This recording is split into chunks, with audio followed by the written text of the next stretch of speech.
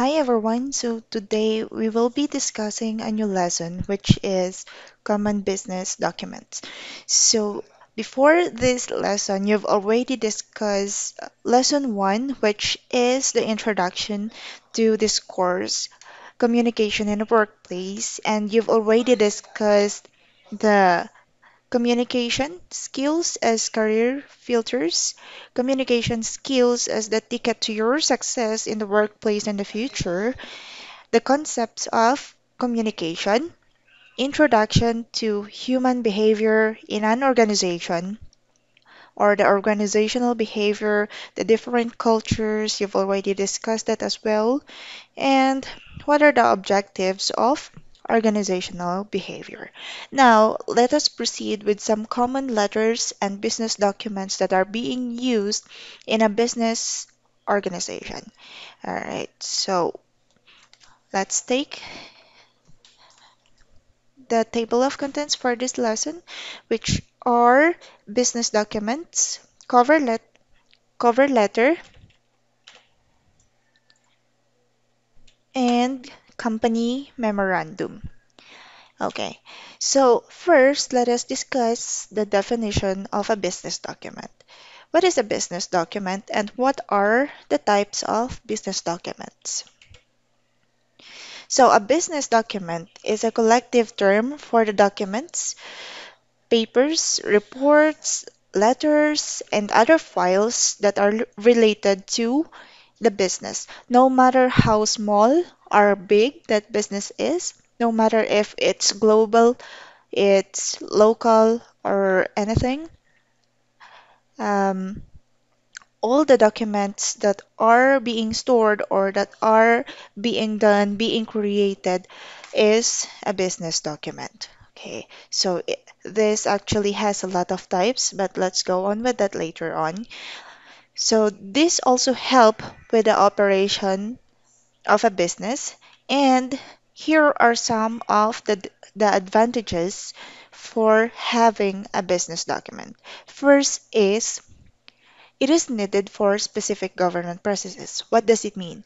So if you are going to build a business, like for example, you're going to create a canteen here in Baguio or a cafe or a restaurant, you first need to register that to the Department of Trade and Industry, and then you're going to apply for a business permit at the City Hall of Baguio. And not only that, you should also register your business in BIR for your business tax. Okay, so those are the legal matters that are needed for government processes. Number two, it also safeguards business integrity. What does it mean? So before you start a business, you have to document everything. What is your business? Where are you located? What are your objectives? What are your services? And where you are going to? What are your plans? What are your next steps? Okay. And at the same time, it will also safeguard you from your competitors, which are the different businesses around you. So, for example, your business is about food services or food franchises. So, um, you will need to partner with other business that provides products that you need for your business. So it states there in your business document that you will have a different agreement, different rules and regulations on how you partner with the other businesses. What are the specific um, regulations that you need to follow for this transaction? How many, how much, and the different quantities or qualities that you require from that business, and what are the terms and agreements? Like, for example, prices, um, the number or the limit of your purchases, the date of your purchases, and so on and so forth. And next is for good documentation. As I've said earlier, your business documents are very much important for you to track the development or growth of your business. It also gives you a smoother process in utilizing your resources. And then next is secondary means of proof, which means that everything that you are documenting for your business will serve as a proof for future references. And lastly, it makes processes easier. Yes, because if you document your daily activities, your daily expenses, and so on, you will be able to track how much you spent and how much you've gained for your business. Okay, let's proceed. What are the types of business documents? So there are different types of business documents, and these are financial reports, business reports, company bylaws, employee reports, and minutes of the meeting. What are these? So for the financial reports, it includes the budget, the liquidation, reimbursement, asset and inventory list, and so on and so forth. For business reports, we also have the commonly used such as graphs, charts, and reports. Company bylaws, these are your regulations that ensure what are the terms and agreement that are being followed in your business organization. Employee reports, it involves the contract, performance reports, and hiring documents for employees and for all the members of the business organization you are handling or you are managing. Okay? And minutes of the meeting, it doesn't only mean how long the meeting is or how long did you have your meeting with the business organization members. It also includes the agenda of the meeting, the time, the date, the number of attendees, the name of attendees, and your next steps. So the minutes of the meeting is also one of the most important business documents that are mostly used as a future reference for future plans. Next is the cover letter. All right, so as part of your output in lesson 2, you will be required to submit a well accomplished cover letter. But first, what is a cover letter? All right, let's discuss if why is cover letter very important and what are the additional steps in creating a cover letter.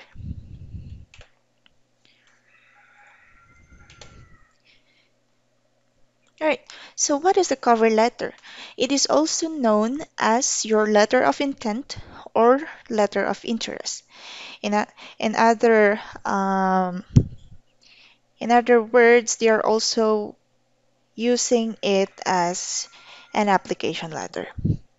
This is a document to formally initialize a binding agreement argument for your employer. So, this is actually the first thing that an employer will see aside from your resume. This goes together with your resume or your curriculum vitae if you are applying for a job. But these are not the only one. These are not the only uses of cover letter. It is also being used as a memorandum of agreement, a memorandum of understanding and action for different companies. Okay, so let's just focus first on the employment uses of a cover letter. Why is it very much important in employment? Most employers nowadays are actually requiring a cover letter or an application letter, or also known as a letter of intent, if you are applying for a specific position in their company. Because It actually shows your interest in the company and in the position you are applying for.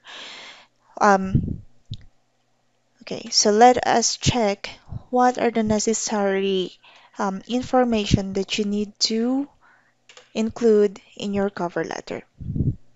Okay, so again, we have this format, the header, the salutation or greeting, body, which includes your intent, experience, closing statement, and closing remarks, and then your name and signature. So let's discuss this one by one for you to be able to understand why this format should be followed. Okay, so for the header, you need to include the following: the date of submission, full name of the target person, usually the company's hiring officer or hiring manager, dean, or etc., position in the company, name of the company, address of the company. Right. So in the header, there should be a space between the date and the name and the company. Specify to whom the letter is for. So you need to address that person through name. Specify the name, highlight name to whom the letter is for, left alignment, leave two spaces after the header. For the salutation or greeting, you should also need to include a salutation like to Mr. Rizal. Hello, Dr. Rizal, dear Jose Rizal, and those. So it's just um, a salutation, business salutation, greeting. Okay, so for the body, this is the content of the cover letter. This is where you're going to tell the hiring manager or the hiring officer why you want to apply for that specific position. So you're going to include first your intent. That's the first paragraph. And then second are your experiences or your skills, abilities, qualifications, and etc. And then the closing. So for your intent, let's go back to the intent part. For this first part, you actually need to research. You actually need to know the position well and the company as well because they're going to look at your cover letter. Why do you want to apply for this position? What do you know about this position? Where where did you get the information? How did you know the company? Okay, so for the next one are your experiences. For your experiences, you are required to tell them what are your qualification, what is your edge among the candidates or among the other candidates that are applying for the same position. Okay, so what are your skills? What are your technical skills or hard skills? What are your soft skills? Your soft skills includes your qualities like good communication skills, if you're um, good in communication, if you are good uh, in other aspects, and for your hard skills, for example, you are applying for an IT position, they're going to look for your technical skills, such as your programming skills and your administration skills as well.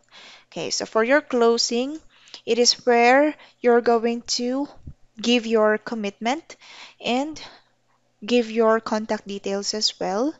And this is where you will thank the hiring officer. So don't forget to include your phone number and your email address. You're going to tell them that you are ready for an interview or an interaction with them in the future. Okay, so it actually summarizes your qualifications for the position as well. Okay. Right, so this is the last paragraph of your letter. Okay, so let's proceed with your closing remarks. Add a simple professional statement to close off your letter, like sincerely, respectfully, warm or warmest regards, but do not use sincerely, sincerely yours or respectfully yours. So include your full name and signature.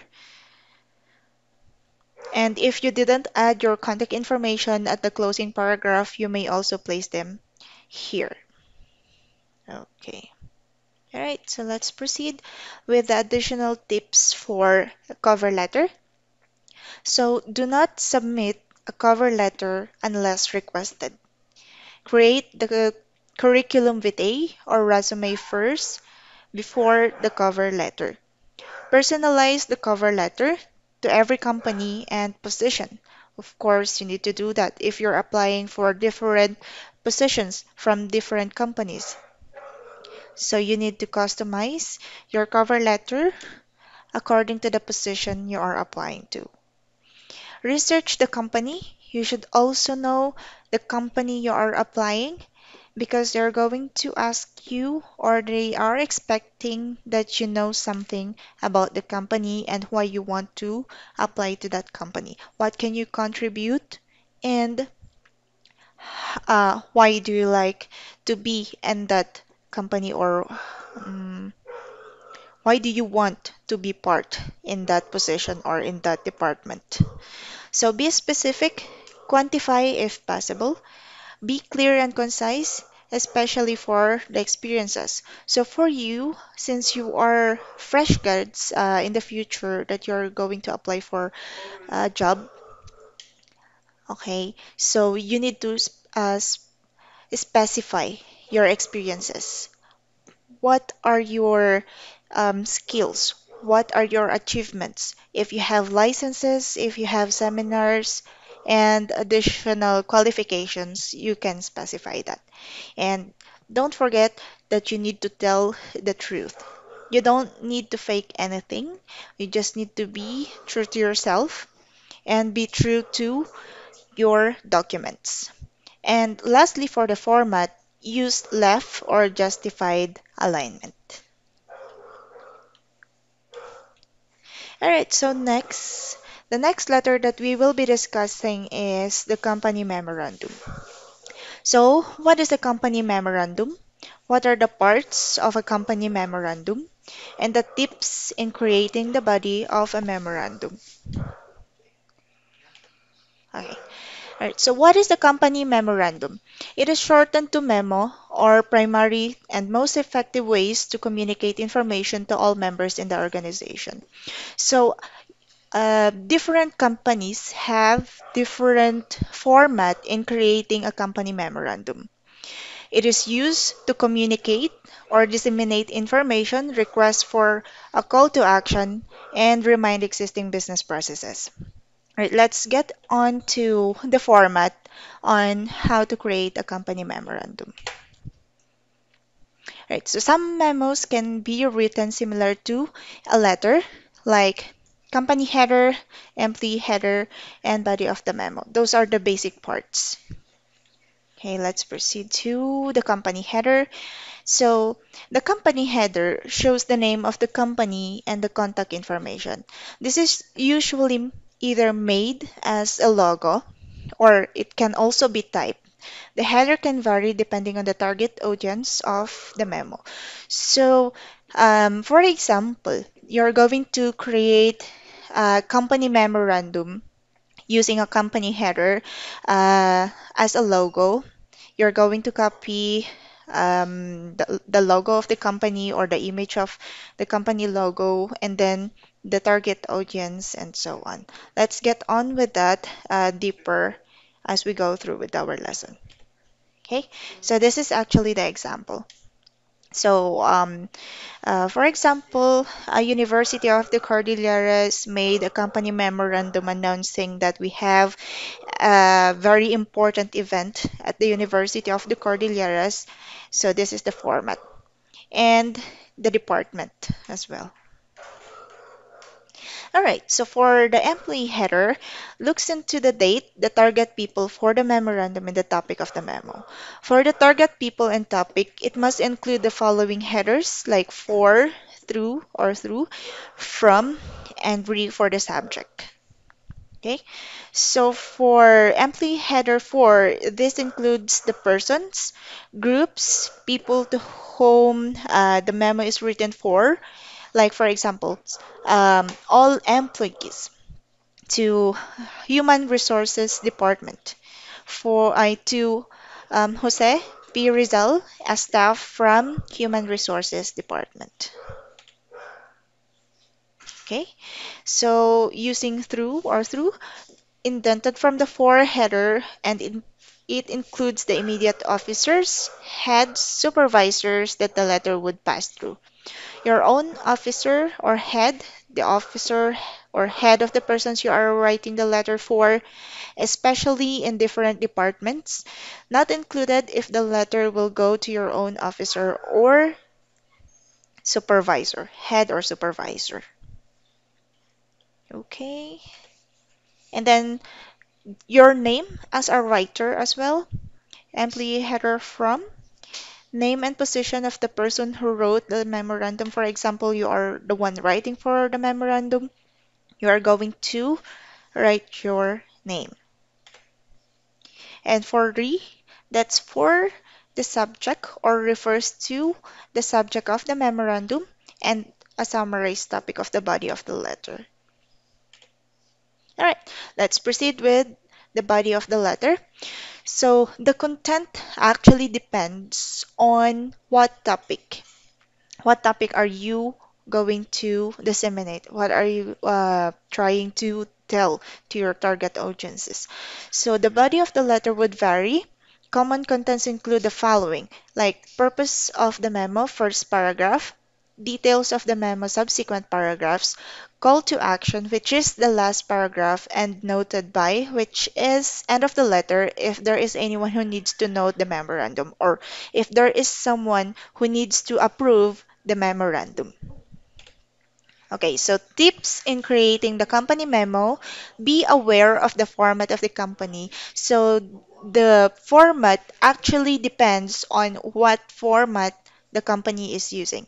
So your logo can be type, can be an image, etc. It depends on the requirement because some companies actually have a certain format for creating a memo or for writing a memorandum. Be clear and concise. So in writing a memorandum or a company memorandum, you don't want to be beating around the bush. Okay, so specify why are you writing this memorandum and simplify the contents of the memo. Easy to understand, not deep words or not vague words. You use formal but simple words. Keep positive or neutral language throughout the memo. Add a call to action for every memo and make sure to have it be signed by all heads involved. Okay.